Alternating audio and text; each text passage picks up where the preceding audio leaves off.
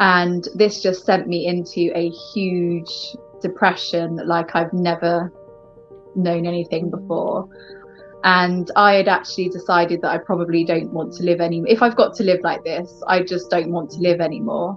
It was honestly horrible. I just think all the anxiety is gone because I just don't fear anything. So, and it's That's a lovely feeling. I was Yeah. gonna say, isn't it the greatest feeling in the world?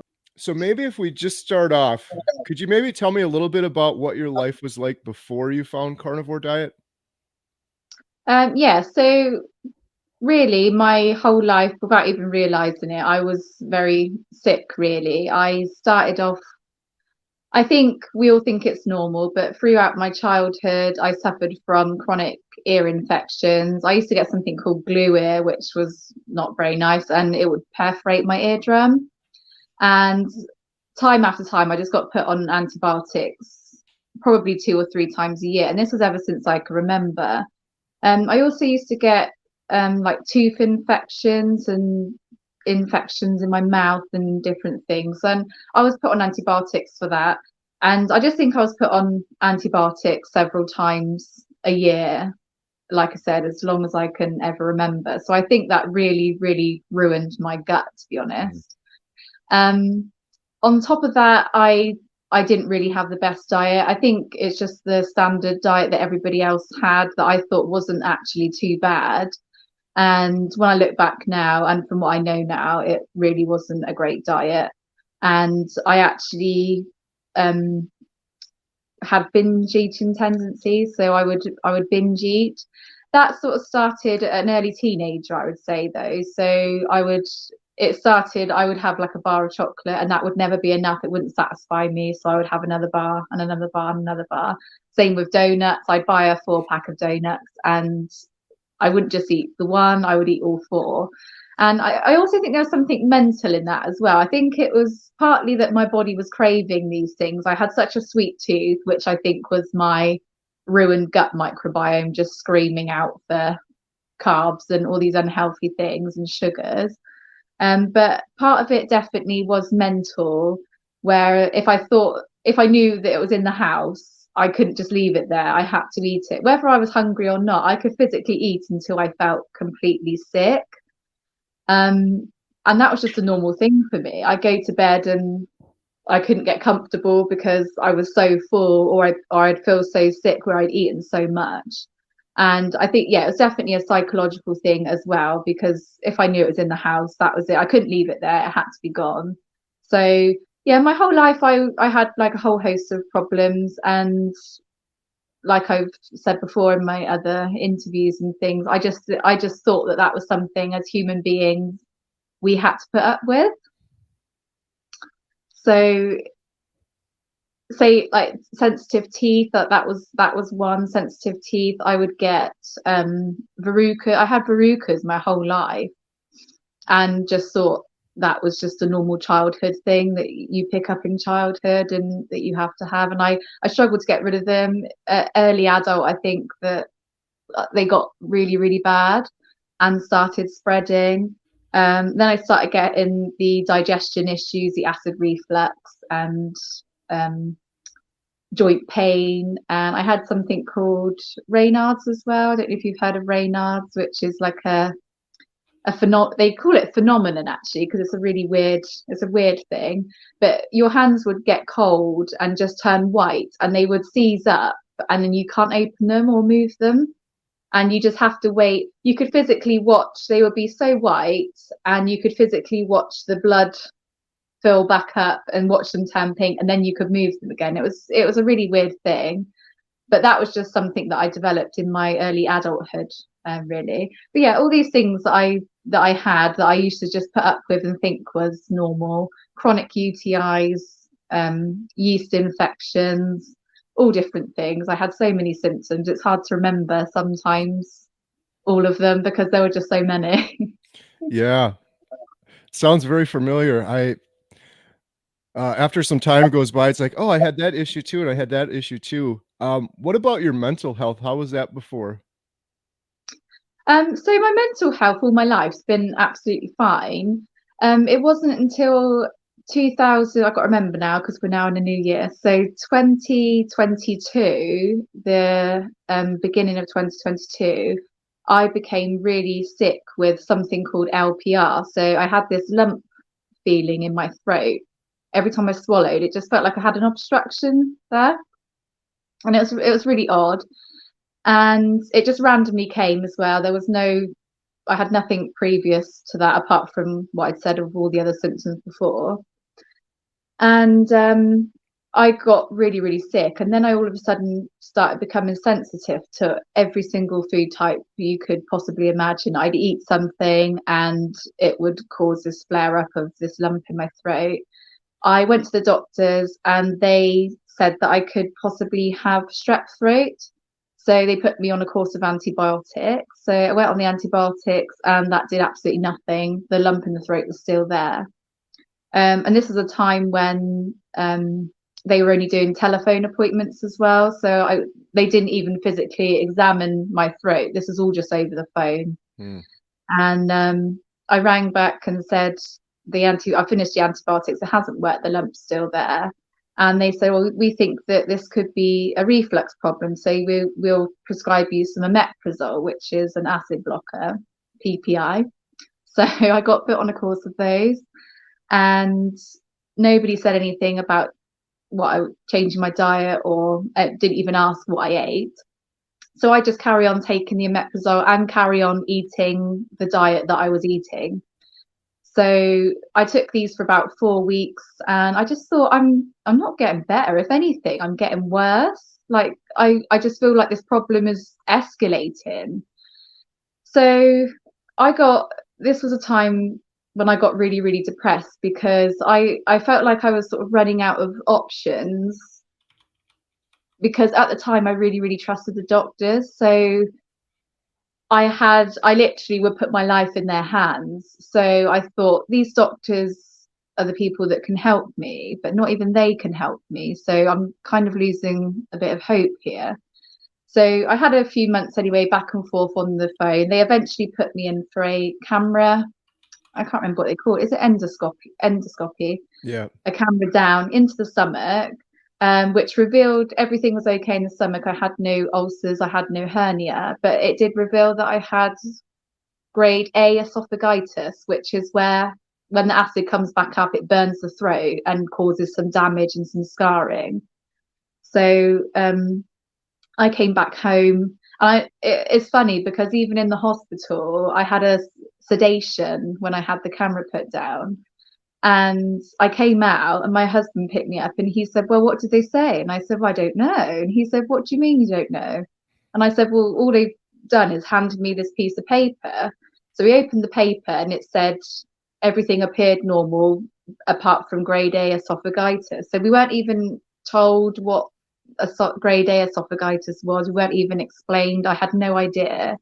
So I just took this bit of paper home and went onto Google and Googled it all for myself and found out exactly what grade A esophagitis was.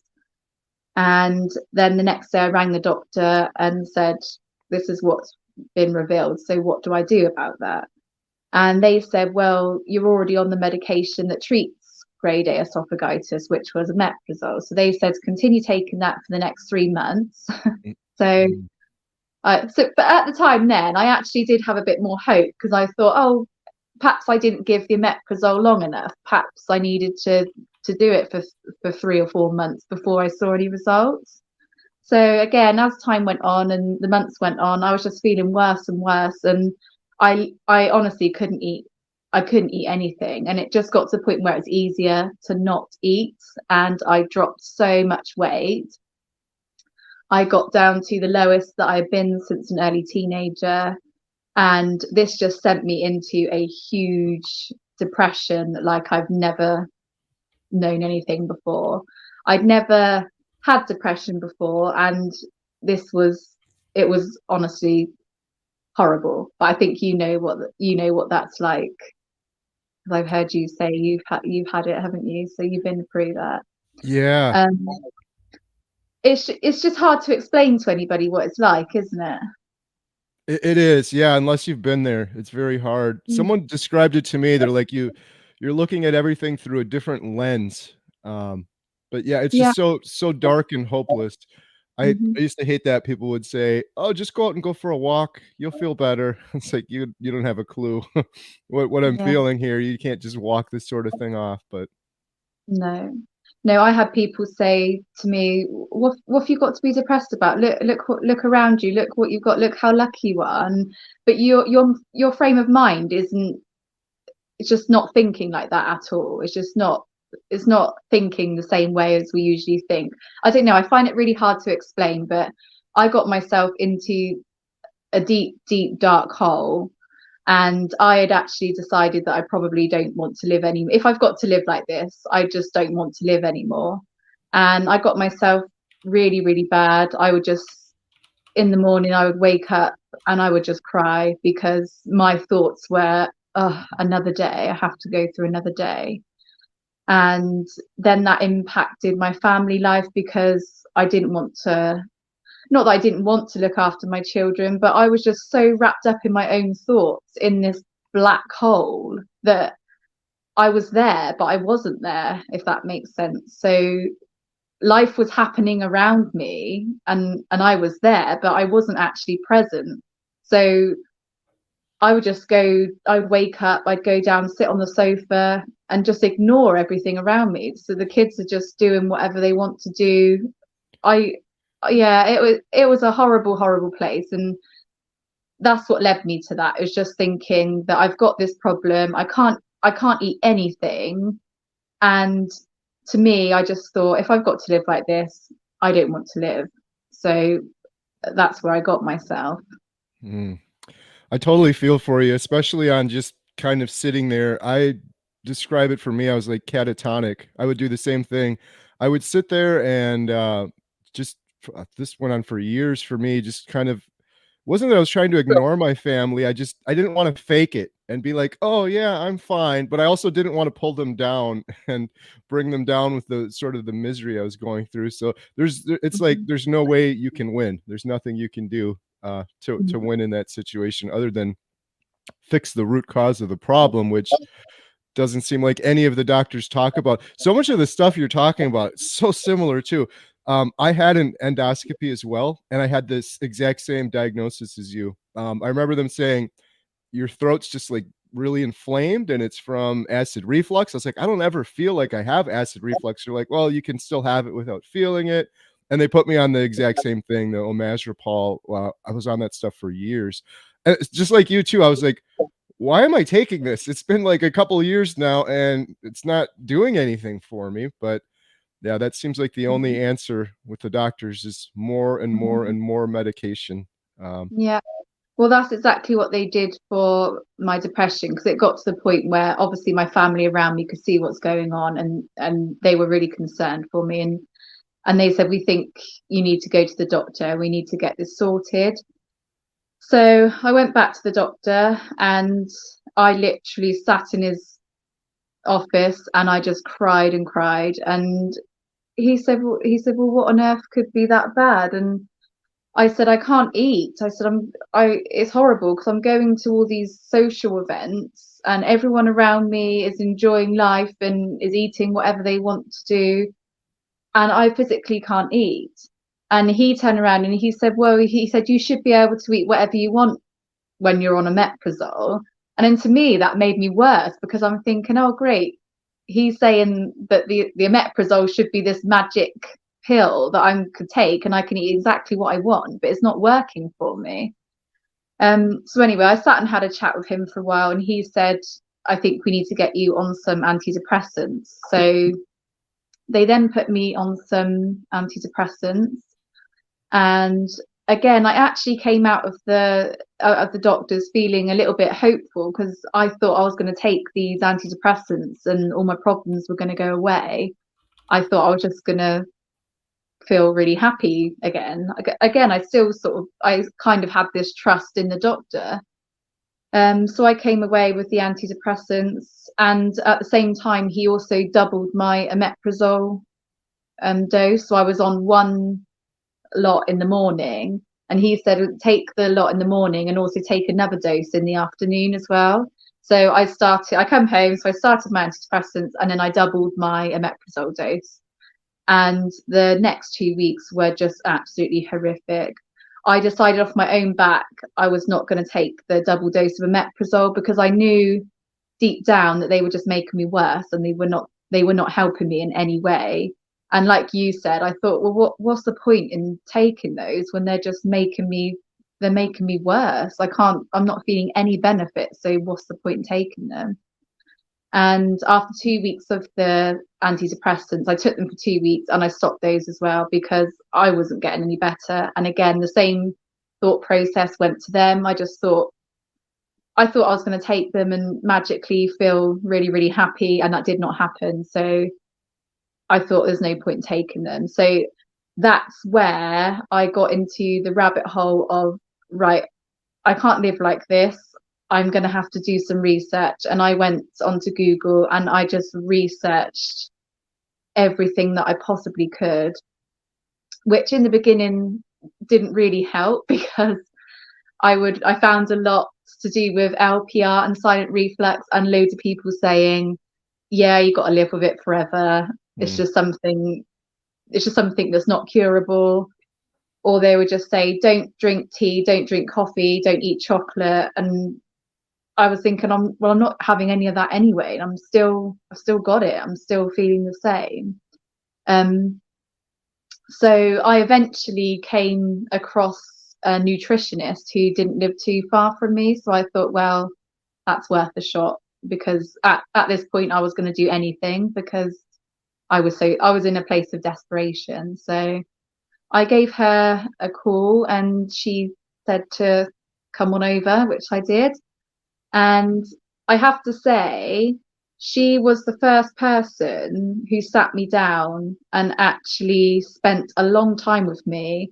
At the doctor's, you get 5 minutes, a 5 minute appointment where you've got to try and explain every single problem and get a resolution in 5 minutes. Whereas with this nutritionist, I had 2 hours booked. And to begin with, I thought, oh, what the hell do I want 2 hours for? And it turned out we actually went over the 2 hours, because she wanted to know any medication that I'd had in the past, any vaccinations that I had taken, everything to do with my diet and past illnesses, past symptoms. And I actually had to take a food diary to her of the food that I ate.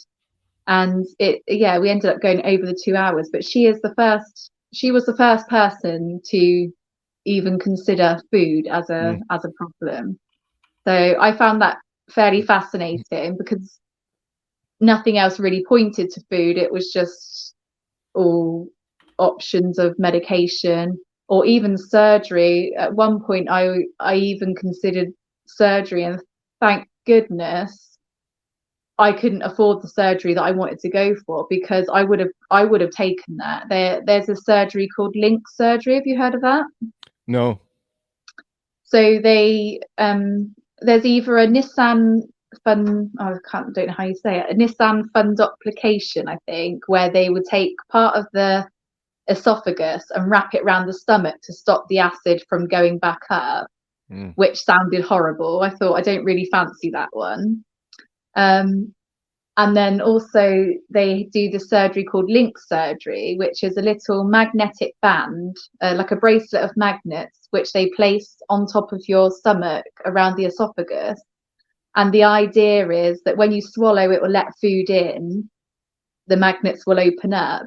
But then once the food's gone down, because it's magnetic, it will close to stop the acid from coming back up to the esophagus. And I really, really looked into that, and I figured that it was going to cost about £20,000 to have that done, and I just could not afford it. Thank goodness I couldn't afford it, right. Because I'm telling you, if I had that £20,000, I would have been on that hospital door saying, please give me this operation, because I thought that was possibly the answer. So anyway, so she was the first person to ask about my diet, and straight away she said, well, you have a lot of gluten and you have a lot of dairy. So she said, I want you to go away and cut both of those things out. and she put me on this diet plan. She said you want to get lots and lots of vegetables in, lots of fruit in, and keep your fat low. Actually, she said to start with, do not eat beef and do not eat lamb. Any red meat, don't eat. Just eat chicken and salmon. And he said, if you eat chicken, make sure you take the skin off, because the skin's fatty, and any kind of fat will aggravate acid reflux. So that's what I came away with. So I came away with mixed emotions, really, because I didn't really want to accept that I wasn't going to eat gluten again. I didn't want to accept that I wasn't going to eat dairy again. And then she also mentioned the sugar and the processed foods, and that was quite upsetting, because at the time I was hooked on them. I was addicted to them. So hearing that you might not be able to eat that for a while, let alone ever again, was fairly depressing. So, but anyway, like I said, I was going to give anything a try, because I was absolutely desperate and I was determined I was going to get better. So I did that. I came back and I cleared everything at the house that I'm not supposed to eat, and I went to the shops and bought everything that I was supposed to eat. So I just got loads and loads of vegetables, grains like quinoa and rice, basically a whole foods diet. Anything processed was just gone. And that did work for a little while. So it did get rid of the lump feeling in my throat, and I thought, oh, perhaps we are on something here. But I never, although I got better and the lump went away, I never fully got better, and my depression didn't go away, my anxiety didn't go away, and I was still having food reactions. I'd wake up in the morning, my glands were always swollen, or I'd have stuffy sinuses. I'd get a rash on my skin, or my eyelids would be swollen, ulcers on my tongue. I was just getting all of these reactions still. And again, that also made me feel depressed, because I'm thinking I am eating the healthiest I could possibly eat here, and I'm still reacting to food. So in my head, I'm thinking, well, if I'm reacting to a carrot, I might as well react to a chocolate ice cream, because it just wasn't fair to me. I'm just thinking I'm doing everything I possibly can. I'm eating so healthy, and I'm still reacting to healthy food. So I thought, what on earth am I ever going to be able to eat if I can't eat healthy food? So yeah, so I just wasn't getting any better. It wasn't until March, sorry, 2023, March of last year, I got rushed into hospital with appendicitis. And they had to do an emergency appendectomy and take my appendix out. And when I look back on it now, I know that it's because of the high fiber that I was eating, because when I went on this nutritionist diet, I suffered really, really badly with constipation. I'd never had constipation before, but I suddenly went low fat, high fiber, and I had really bad constipation. But she was also a herbalist as well, so she would give me lots of different herbs to sort of flush the system out and all these different things. But again, I was thinking, well, this is not fair, because constipation wasn't even ever a problem for me anyway, and now we've created this problem. Now I'm getting all these extra problems, and nothing just made sense. So anyway, I ended up with this appendicitis and had my operation, and I came back, and it just took me such a long time to recover. And I came back whilst I was in hospital. I had to eat the hospital food, which is, of course, processed crap. There was not a healthy option on the menu. I did try and stay gluten-free whilst I was there. I focused on that. They had a gluten-free option, so I did always choose that. But the food by far was not healthy at all. It was still fried chips and puddings with custard and ice cream. And then every night before they'd put the lights out, they'd come round and give everybody hot chocolate and biscuits. I didn't accept any of the sweet things. I didn't have a pudding, and I didn't have the hot chocolate and biscuits, but I would obviously need a meal. So I would just choose a gluten-free option. But as soon as I came out of hospital, I went straight back onto my low fat high fiber diet. And yeah, I just took such a long time to recover, and I couldn't sort of get about. I was just led about on the sofa, and for a while I thought I wasn't ever really going to recover. I just wasn't didn't seem to get any better. But a couple of months went by, and I started getting up and doing things around the house, and I thought I'm going to cook. I'm going to try and cook, and I'm going to cook a roast dinner. So I cooked my family a roast lamb and a lamb shoulder, and that was when it all started. 'Cause the lamb was ready, and I went to take it out of the oven, and as soon as I pulled that lamb out of the oven, I've told my story before many times, and I still can't explain the feeling, but I had such an overwhelming urge that I had to eat the lamb. It just smelt delicious. It looked delicious. Even the sound of the fat crackling, just everything about it was just such an overwhelming feeling of I need to eat that lamb. And something was telling me that I have to eat it. But then in my brain, I'm thinking, no, I can't, because I've read on the internet, I've been told by my nutritionist that fat's bad and fat will aggravate your acid reflux. So it's going all against my natural desires to eat this lamb. But in my head, I'm just thinking no, because I'm just going to make myself 10 times worse. Anyway, I carved it up and served it to my family. I had my big pile of quinoa and 6 different vegetables and a little piece of salmon. And I thought, oh, it was just so overwhelming. I can't explain it, but I just thought, sod it. I'm going to go on Google and just ask, is eating meat really that bad for you? So that's exactly what I typed in. And of course, the first 10 or so things that came up was just, do not eat meat. It's really bad for you. Lots of red meat causes cancer. It's not good for the digestive system.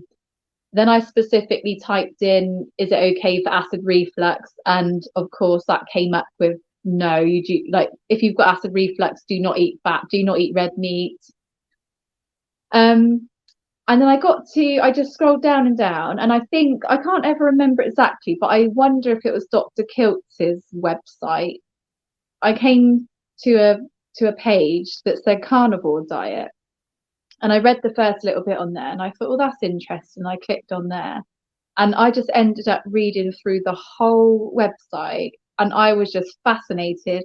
And it was almost like little things were going off in my brain. It was everything I was reading was just so, I just thought, this sounds so true. Like this sounds so simple, yet it sounds so true. And yeah, my brain was just sort of going ding ding ding, and I really believed in it. Everything that I was reading, I just had complete faith in and really, really believed in it. And that's what made me then start going onto YouTube, and then I fell down the rabbit hole of carnivore diet and researching carnivore diet, and I couldn't stop. I I was just going all night. My poor husband and children, because I pretty much did ignore them. I was just on my phone. I was just fascinated with carnivore diet, and I would just research it everywhere I could, watching videos, every single website on carnivore diet. And I decided that after I read that website that I was going to eat a little bit of the lamb. I didn't go overboard because I still had that in my mind that I might upset everything again if I did go silly with it. But I can tell you now that that lamb was just the best tasting lamb, the best tasting food that I'd ever had in my whole entire life, better than anything that I'd ever eaten. And I could have just scoffed and scoffed, but I didn't. I did limit myself. But yeah, so after going onto YouTube, and you were one of them actually, it was because I think it wasn't long after you that I started. It must have been your 30-day carnivore diet update. And another one was Dave Mack, and I was watching them and I thought, yeah, I'm doing this. And then the next day, because I'm very much a all or nothing person anyway, as well as I was desperate. The next day, without any thought or preparation, I just jumped straight into the carnivore diet, and that's how I found it. It's amazing. It's like you almost had to do the opposite of everything you were told up until that point from your doctors and everything you thought. It's just, isn't it crazy how it's just completely the opposite? I Oh, know it goes against everything, doesn't it? Everything that we're ever taught, it goes against it all. I was the same way as you too. It's like these doctors went to school for a long time. They know what they're talking about. I trust my doctors, so I just kept going back over and over again. I think a lot of them mean well, but when the only solution is medication and pills, and the root cause of the problem was something entirely different, it's never gonna work. Um, No. seems like your body was screaming at you, just give me the meat already. This is what we need. Mhm. Honestly, it's not till I look back on it though that all these things make sense. That I realize all these things. At the time, I didn't know that my body was screaming at me to eat it because I needed it. I just thought that I hadn't had it for so long. Perhaps my body just fancied it or something. But now I look back, and that was my body screaming at me to eat it because that's what it needed. That's what it needed to heal. And it was so obvious. The signs were so clear, yet I still nearly ignored them because of what I'd been told. Yeah. So so then you started carnivore. So what happened after that? Like what were you eating in those early days, and then what sort of happened after that? So I jumped straight in. Like I said, I didn't plan, so I had no electrolytes. I didn't even have salt at that point. I just decided the next morning, I can't remember if I had steak or lamb chop, something like that. And I started off with my 3 meals a day because I was coming from a 3 meals a day plus snacks diet. So I started off with breakfast, lunch, and dinner. And then eventually that naturally transitioned into a 2 meal a day where I would just gradually eat a bit more each meal. I would do a Dr. Kenberry and just eat until I was comfortably stuffed. And then I was finding that I could actually go 7 or 8 hours between and until I was hungry again. So then I naturally fell to a breakfast and dinner routine. The first 2 weeks I had transition symptoms, which weren't very easy and weren't very nice. But luckily, with all the research that I had done, I knew this was coming. And with the desire to get better within me, and what I was putting up with anyway, I was just willing to do anything to get through. So I knew that I just had to push on through those symptoms to get out the other side. And that's exactly what I did. It took me 2 weeks, but I'm glad I did it because I came out the other side. And what sort of changes did you start to notice? Well, straight away, the number one thing for me was I could not believe how full I was. And I think because my body was so starving that being on, like, even the sound of the carnivore diet was just so lovely. I just thought, oh, this diet just sounds amazing. Like the thought of eating only fatty meat is just incredible. I think because I was so starving. So the first few days, I just loved the fact that I could just eat whenever I wanted and just eat until I was completely full. So I was not hungry. The diet that I was on before from my nutritionist, I was constantly starving all of the time and I was never satisfied. And that was really, really hard because then it was really easy to give in to temptations. If you went round somebody's house and they had a piece of cake, I never gave in because I was determined to get better. But I felt really depressed that I couldn't have that cake. I felt really excluded and just depressed. It was not a nice feeling because I was so starving. I could have literally eaten anything. And I would eat a meal, and then I'd say to my husband, I would pile it high with quinoa or rice to try and make it filling. and then put 6 or 7 different vegetables on the side to try and make it interesting and to fill me up. And I would eat it all. And I'd say to my husband, I'd say, well, I could eat all of that again, if not 3 times over, because I'm so hungry. And I ended up just snacking on oats. I'd have porridge about 3 or 4 times a day. So I'd have my 3 meals, and then I'd be having 3 bowls of porridge in between my meals because I was so hungry. So the first thing for me on the carnivore diet was just the feeling of feeling satisfied and full, which I had not felt for a long time. So that was my number one, which I thought was fantastic. And then after that, I just started noticing pretty quickly as well, little things going away. Like I was no longer reacting to food. I was no longer getting styes in my eyes or ulcers on my tongue, swollen eyelid. And then I'd wake up in the morning and my glands weren't swollen and I could breathe through my nose. And I'm thinking, this is amazing. I can't even believe this is happening.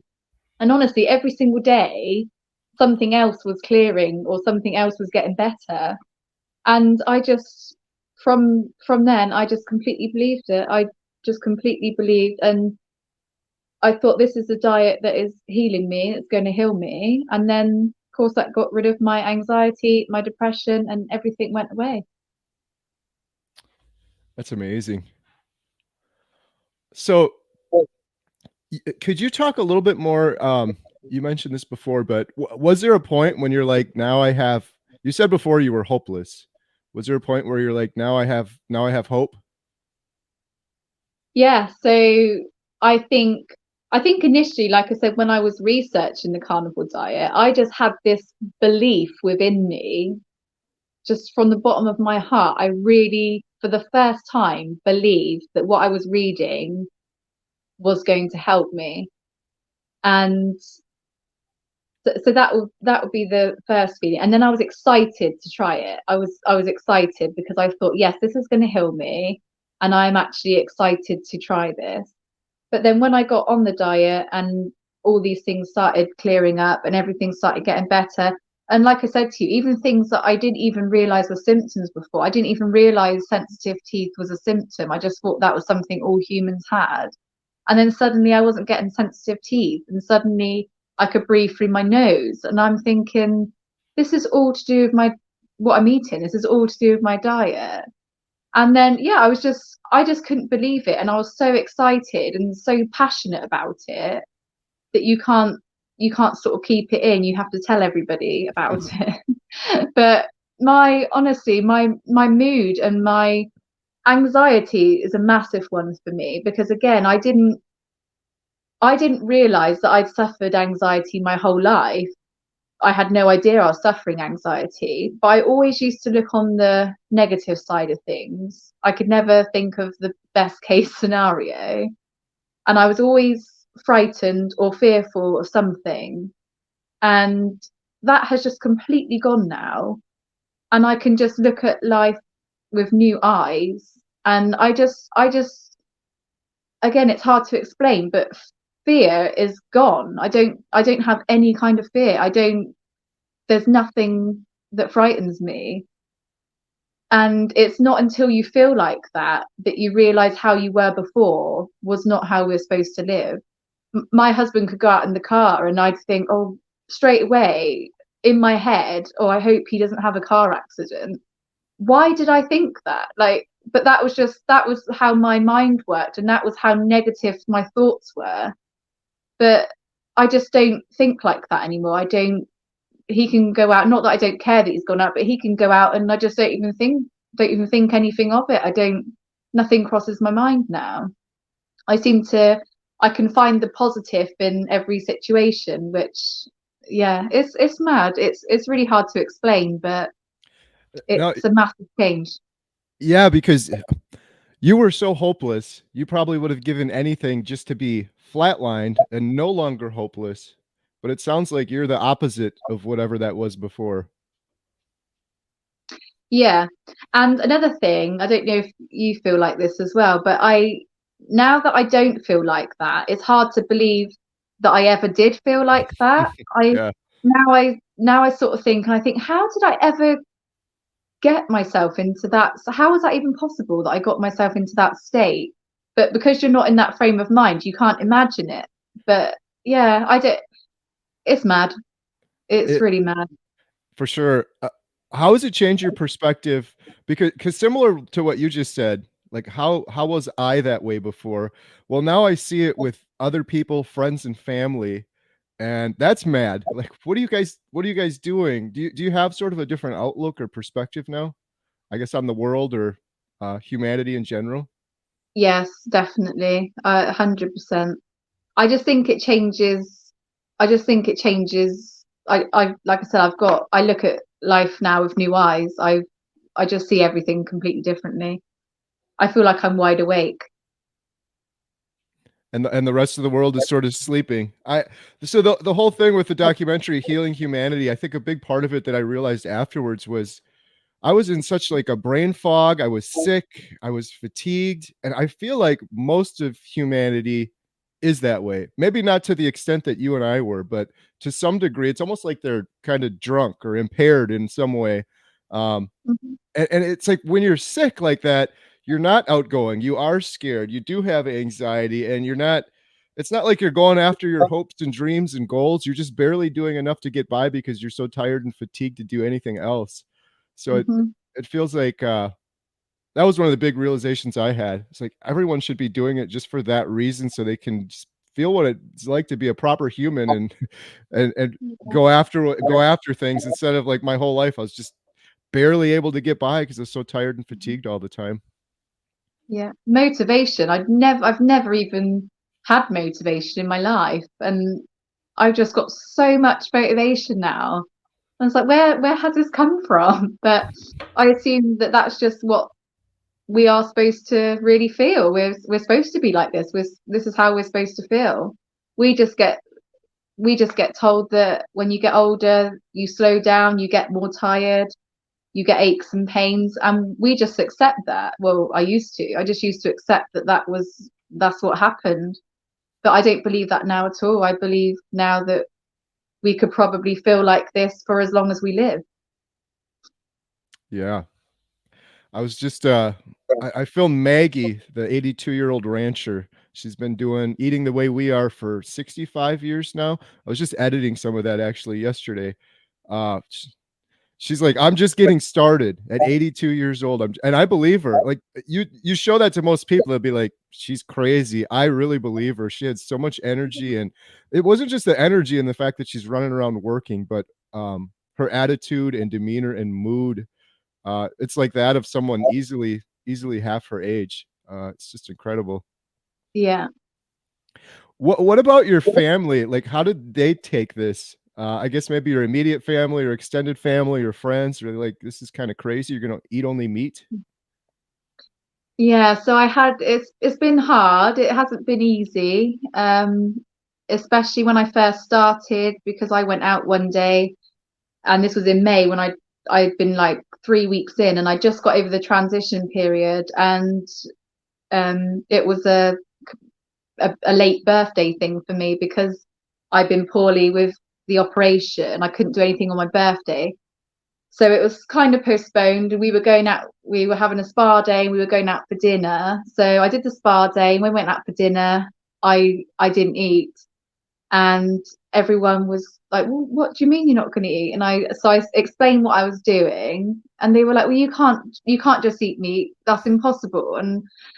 And it's so hard because I thought I need a long time to sit and explain this to you. Like if I'm going to win my argument, I can't just say, no, it's fine. I can eat just meat. But we didn't have that time. So they all thought that I was completely crazy. And my mum actually said, she said, where did you get this diet from? I said, the internet. And she said, she said, and I was like, oh, I just thought it was really hard. But anyway, I pushed on through that day. And still my my mum and dad accept that that's how I eat now, but I wouldn't say that they agree with it, which is very difficult because I've even had these little arguments with them. I'm just like, can't you see how much better I am? Like I'm literally best I've been in my whole life, the best health that I've been in, yet you're still denying that it's because of what I'm eating. They just can't get their head around that. They don't think that it's because of my diet, but I haven't changed anything else. And they can't seem to accept that. But on the other hand, I've noticed that they are quite curious, and when I do see them, they start asking like more questions, and I'll just try and defend myself or back the diet or the reasons behind it. And you can tell they're getting a little bit, perhaps they're opening to it a little bit, but they still think that I'm crazy, and they will do anything to try and persuade you to have, oh, go on, you know you want a bit of cake, just have a bit of cake and stuff like that. But yeah, it's hard. I think it's frustrating when you know and you try to let your loved ones know, especially my mum. She's in such sick health herself. Her health is terrible. She's got fibromyalgia, arthritis, chronic fatigue. She's suffering really bad with the menopause, and she's so ill herself. And I've just tried and tried. I'm like, Mum, if you did this, or even if you just cut out processed foods, or you will be better. But it just doesn't go in, and that is frustrating. From being in my position, knowing what I know, you just want to help everybody, but you can't help them if they don't want to be helped. Yeah. Oh, that's so tough, especially with the symptoms you mentioned for your mom. It's like that's carnivore 101. Those things will clear up pretty quickly. Yeah, it's so hard. You can't change anyone. Uh, it sounds like they're getting more interested though. I would just be patient because I was so surprised with some family members of mine that I thought they were the same way. You're completely crazy. You're insane. You're going to only eat meat. You're going to die. There's no way. But after some time, when they keep seeing the results over and over again, they start asking more and more questions. It sounds like your family is. So maybe they'll come around eventually. I hope so. My mum now, she'll say to me, she'll say, "Oh, I can't get dressed properly in the morning." She's 59. She'll say, "I have to sit down," she says, "and put my socks or my trousers on like a child." She said, "I can't stand and bend down because it's like so much pain for her." Mm. She doesn't sleep. She's got this LPR, silent reflux, and she's been in to have tests, the acid tests and all this stuff. And she's just, honestly, she's in such a terrible state. And she'll moan to me, and I do say to her now, though, I say, "Mum," I say, "I'm not the person to moan to about, because you know what I'm going to say." And she'll say, "Okay, I won't say anymore." So I don't know. I hope one day we can get there, but we'll see. Yeah, hopefully. It's interesting. I had a bunch of family over a while ago, and they were all eating junk and cake and candy, and I'm just the only one not doing it. I'm not judging or saying anything, but well, then a couple of them they were asking me more, and then they were kind of pretty much making fun of me. Oh, that's crazy. You're gonna have a heart attack. You can't eat only meat. Anyways, long story short, by the end of the day, literally almost every single one of them was like, "Oh, my back hurts. Oh, this is so sore right here. I'm all inflamed." And I said to my brother-in-law who was making fun of me, I'm like, "You ate processed food, highly inflammatory food all day, and now you're complaining and surprised that your body is highly inflamed." I'm like, "How foolish is that?" And he didn't say anything Mhm. after that, but it's No. it's it's such a weird thing when you see so many people suffering, you're like, "It's so Mhm. simple," but I get it because it was so hard. That's the trouble I'm having with this documentary. I know it's gonna be the biggest thing is we have these social norms, things that we've done our entire lives, like your parents. That's been their norm is eating sugar and eating processed foods and cakes, and you go to the birthday party and everyone does it. It's so hard for humans to break those things, and that was Mhm. the other reason too, I think. I think it's hard for people that aren't eating the way you and I are to break those social norms too, because they're so fatigued and they're in a brain fog and the brain requires a ton of energy. It's just easy to go with these routines and just, oh, it's always been that way. We're going to just keep doing it. It's so hard to break through to those things, but um, Yeah. hopefully we can over time. So Yeah, I find the supermarket one where you look what other people have got on there on the conveyor belt, and it's not in a judgmental way at all. I don't judge anybody, because in fact I feel sorry for them. I look and I think, I look at them and then I look at what they've got on their shopping on the conveyor belt, and I just think, oh, you poor things. I just think, oh, I could help you. But like you said, you're not in a position to judge because I've been there. I've been there before. And I had no idea that all this food was causing my problems. And the one thing I can't ever get over is how I used to get, like I said, these chronic ear infections or UTIs. And if you had told me a few years ago, if I was moaning that I'd had an ear infection and you said you should change what you eat, I would have laughed in your face because I would have thought, well, an ear is nothing to do with your digestive system. I just thought your digestive system and food was completely separate to your whole body. And yeah, if you told me that I had to change what I ate to get rid of my ear infections, I would have completely laughed at you. And this is what I find very hard getting through to people when you try and tell them that they can get rid of their arthritis through what they're eating. They'll say, well, arthritis has got nothing to do with food. It's in your joints. And it's like, ah, I know, but it is to do with your food. But it's, yeah, like you said, you can't judge people because I was there before and I would have been exactly the same. And it's not until you find these things out that you know. So I just end up feeling sorry for people.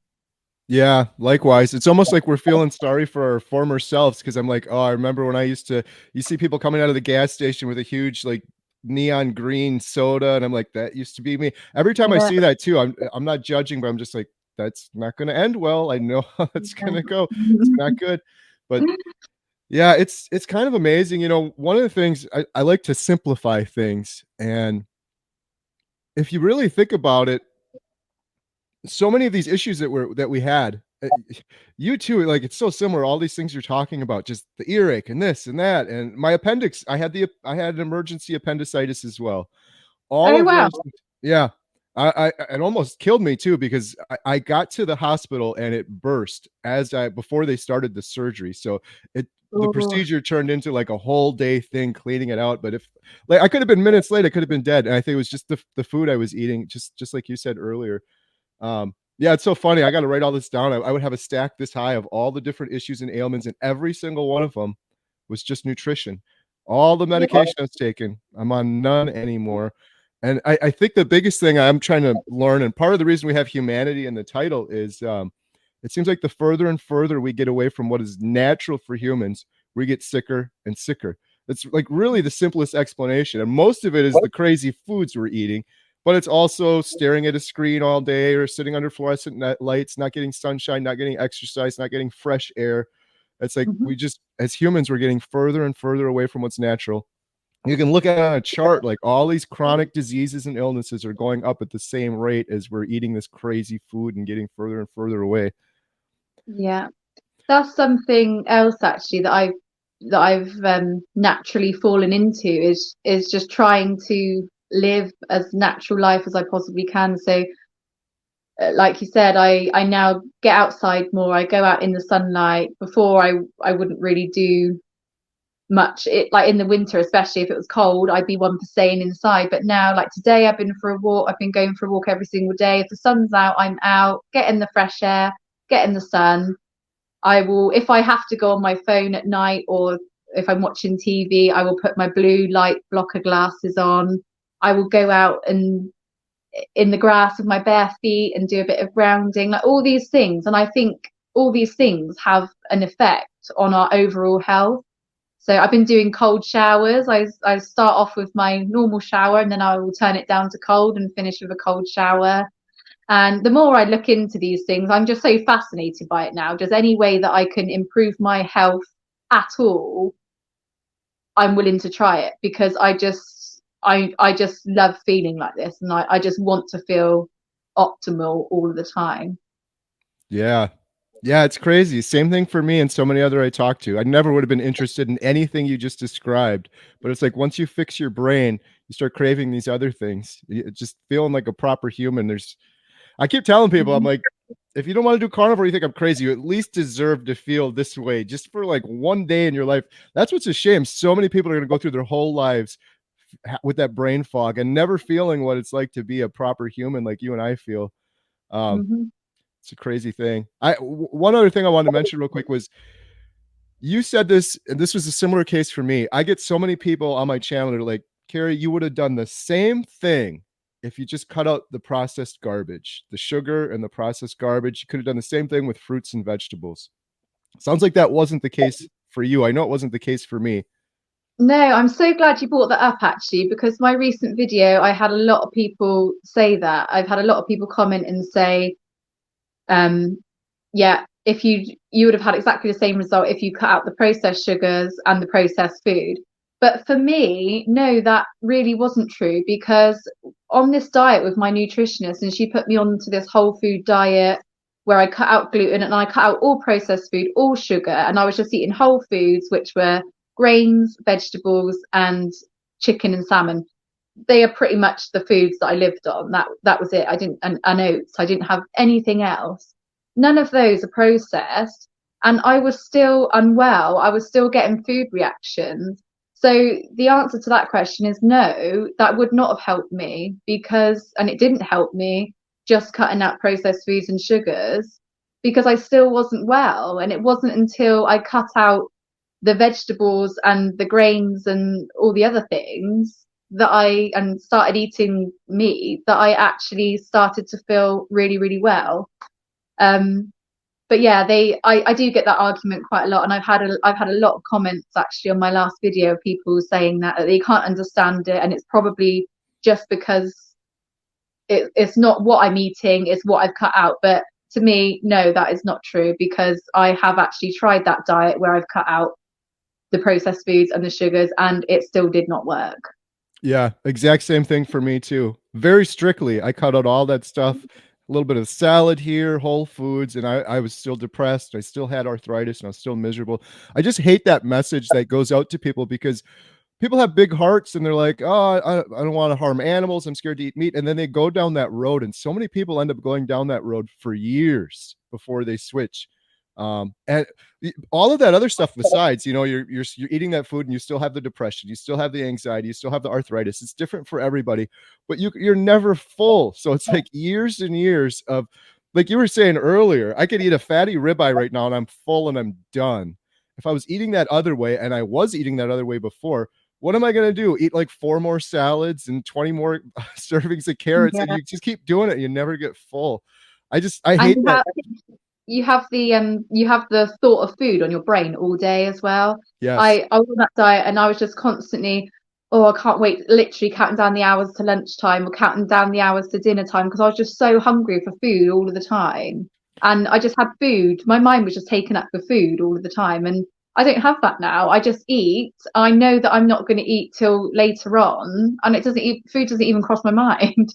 Yeah. It doesn't even come in. So you've got all this extra thinking time, you've got all this extra time to get on and do things. I think that's where the motivation comes in, because we're actually free. We're free. We've got time. We can make use of our time, rather than just be sat there thinking, what am I going to cook for dinner, or what am I going to eat next? And that's another thing. You don't have to think what you're going to cook or have you got all the ingredients, because you know you're just going to have meat, and it's simple, so easy. Yeah. That's one of the biggest things. All of those other diets and things that I've done in the past, I always knew in my head, this is not natural. This is not sustainable. It doesn't seem true. I'm sitting here counting calories and starving myself. That's the biggest epiphany I had on carnivore. It's like, this is it. This is what my body's been asking for. This is natural. I don't have to think about it. I'm full. This is because this is what was intended for humans. This is the way humans were intended to eat. And yeah, it's like my body's screaming at me. You finally figured it out after all these years. Just keep doing that. Yeah, I found my the diet that I was on for my nutrition is very depressing, and I actually spent a lot of time in the kitchen preparing it all and having all these fancy ingredients I never heard of, because I was told as well to put all these seeds and nuts and different things that I hadn't even heard of before. So I'd go to the Whole Foods store and make sure I bought them all organic, which was so expensive as well. I'd have all these little pots of different seeds and nuts, and thinking that I was really, really healthy, putting it all into smoothies. I was doing juicing and all this thing, and that made me depressed as it was, because even eating like that, I actually thought, if this is my life now and I've got to eat like this, I don't want to, I didn't want to live like this. There was just nothing satisfying about it at all. It was complicated, and like we were saying, just starving all the time, and that in itself was depressing. Yeah. Well, you're awesome. I guess the one thing I'll end this on is I've gone down such a rabbit hole now with this documentary and learning more and more. And one of the incredible things I've realized, that I don't know if you've realized this or not yet, but all of the things that you've fixed for yourself now, you can't even begin to imagine. I believe for myself, I believe for you too, and other carnivores, what you have fixed or avoided in the future. I did this video with Professor Seafried, and I've done a couple videos on cancer, for example. And what Professor Seafried tells me is most people get cancer from chronic inflammation, from eating foods we're not supposed to be eating for years and years and decades and decades. You can get cancer from smoking, that causes chronic inflammation too. Or what he was telling me is most people get it from just eating the wrong foods for years and years. You get chronic inflammation, leads to mitochondria damage, and you get cancer, or you get Alzheimer's, or you get dementia. I really don't think I'm going to have any of those things. It's just puts a big smile on my face thinking about it more and more. And you've probably realized it already too, but something to think about for the future for sure.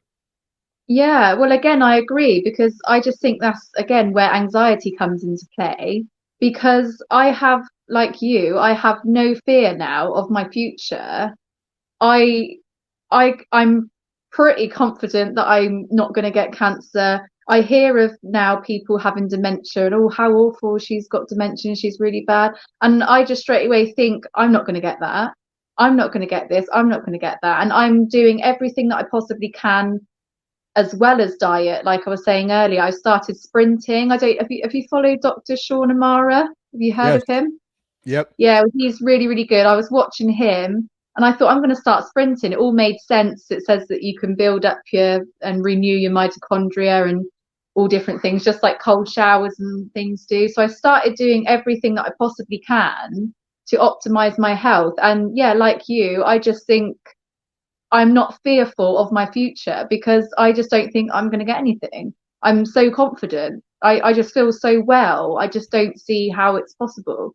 But how I was living before and all the symptoms I was having and the chronic inflammation, to be honest, I was probably well on my way to getting cancer. I if I didn't do the carnivore diet when I did, who knows what would have happened. I was probably well on my way there.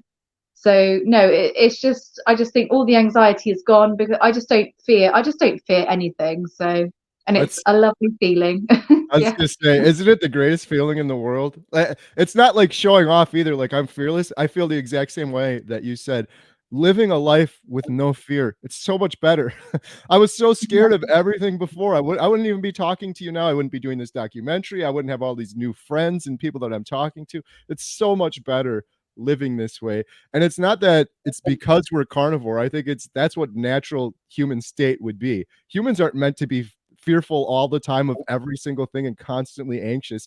It's like a biological mechanism. If a bear's chasing me, I should have anxiety, but I shouldn't have had it every single day before. Yeah. It's just the craziest thing. Um, No, I you're agree. awesome, Lauren. This has been great. I'm so happy for you that you're able to turn everything around. That's just Thank incredible. you. Thanks for having me. Yeah. So shout out, you got an awesome YouTube channel too. So it's Farmer's Wife Farming Life, right? Yeah, so I've just put on another carnivore video actually, because I stopped doing them for a while. But I thought, as you know, when you know about this and not having much success with my family and friends, I think I've got to tell somebody, or I've got to help somebody. So I've started now. I put on a video the other day of my story. And I'm just in the middle of doing one now of what I eat in a day. It's just nice to, on the internet, if people are searching, they want to search for that, like I was, that you've got these people to come across and you know that you're helping. And it's just a nice feeling.